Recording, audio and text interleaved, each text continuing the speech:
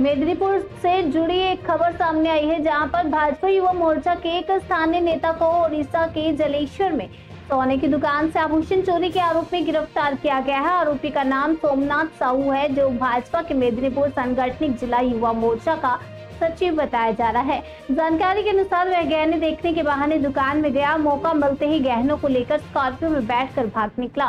स्थानीय लोगों ने उसका पीछा किया। भागते वक्त गाड़ी दुर्घटनाग्रस्त हो गई और भीड़ ने आरोपी को पकड़कर उसकी पिटाई की और पुलिस को सौंप दिया। इस घटना को लेकर सियासत भी गर्मा गई है। भाजपा युवा मोर्चा के अध्यक्ष ने कहा कि सोमनाथ साहू पार्टी गतिविधियों में सक्रिय नहीं है और यह मामला साजिश के तहत उछाला गया है। फिलहाल पुलिस आरोपी से पूछताछ कर रही है और राजनीतिक बयानबाजी भी तेज हो गई है।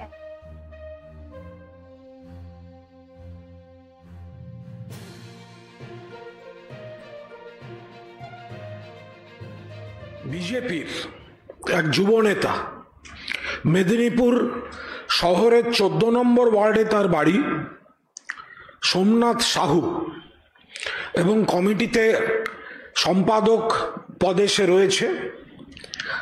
तो सेई बीजेपीर युव नेता 14 नम्बर वार्ड मेदिनीपुर टाउने तार बाड़ी और तार स्त्री बीजेपीर प्रार्थी हुए गत पौरसभा निर्वाचने मेदिनीपुरे 1 नम्बर वार्डे प्रतिद्वंदिता करेछेन बीजेपीर प्रार्थी हुए।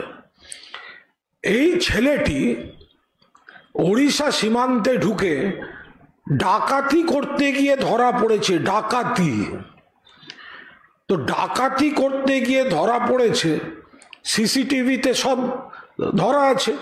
पालाते गेछिलो, मामाल धरा पड़ेछे। तो एखन देखा जाच्छे तार संगे सुकान्त मजुमदारेर खूब सुंदर छवि आछे। तो सुकान्त बाबू की डाकाती करते पाठिয়েছিলেন नाकि डाकातिर किछु ব্যাপার ট্যাপার সেটিং সেটআপ রেশিও এইসব আছে? সত্যি মিথ্যে তো জানি না, বলতে হবে তো। যদি আপনারা তৃণমূলের ছবি দেখিয়ে বড় বড় কথা বলতে যান, যারা রাজনীতি করেন, নানা রকম মানুষ নানা রকম সংগঠনে কখন অতীতে ছিল, কখন কে ছবি, আপনারা ছবির রাজনীতি করছেন, তাহলে ডাকাতের সঙ্গে ছবি সুকান্ত মজুমদার, ডাকাতের সঙ্গে ছবি বিধায়ক হিরণ, তাহলে কি ডাকাতি করতে সুকান্তবাবু পাঠিয়েছিলেন? আমি একটু অনুরোধ করব যে একটু ওই সিসিটিভির ফুটেজটা একটু দেখাতে আর স্টিল ছবিগুলো একবার দেখাতে। বিজেপির অফিসিয়াল কমিটির যুব নেতা, যার সঙ্গে যুব মোর্চার স্টেট প্রেসিডেন্টের ছবি আর রাজ্য বিজেপির সভাপতির ছবি, তাহলে কি ডাকাতি করতে সুকান্ত বাবু, হিরণ বাবু, যুবর ওই কে কি নাম, ওরা কি একে পাঠিয়েছিল? তো এগুলো তো ক্লারিফাই করতে হবে, যেগুলো ঠিক না ঠিক নয়। তা যুব মোর্চার পদে রয়েছে সম্পাদক, অ্যাপয়েন্টমেন্ট লেটার পুরো লিস্ট শুদ্ধ রয়েছে। ওড়িশায় গিয়ে ধরা পড়েছে, পালাতে গেছিল, পাবলিক ধরে ফেলেছে, পুলিশের হাতে তুলে দিয়েছে। ওড়িশা কোন পুলিশ? BJP police. ধরা কে পড়েছে? বিজেপির। কোন বিজেপি? যুব মোর্চার পদে থাকা। কি করতে গিয়ে ধরা পড়েছে? সোনার দোকানে ডাকাতি। কার সঙ্গে ছবি? সুকান্ত মজুমদার। টাকা কি কম পড়িয়া ছিল সুকান্ত বাবু? লোক পাঠাচ্ছেন অন্য জায়গায় ডাকাতি করতে। আমরা জানি না এটা ঠিক কিনা, কিন্তু ক্লারিফাই তো করতে হবে, whether it is true or not, whether it is fact or false। তৃণমূলের কারুর কোথাও কোনো সময় কোনো ভিড়ের মধ্যে ছবি থাকলে আপনারা বদনাম করতে নাবেন। তাহলে এবার একটা সোনার দোকানের চোর ডাকাত সেইগুলোকে কোলে নিয়ে ঘুরছেন, তাহলে কেন এই কথা উঠবে না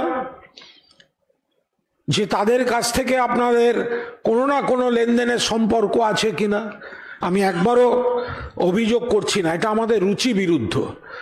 একবারও বলছি না যে সুকান্ত বাবু পাঠিয়েছেন বা অমুক বাবু পাঠিয়েছেন, কিন্তু আপনারা যখন অভিযোগ করবেন, কুৎসা করবেন, থুতু ওপরের দিকে উঠলে নিজের মুখে পড়বে, এটা খেয়াল রাখতে হবে।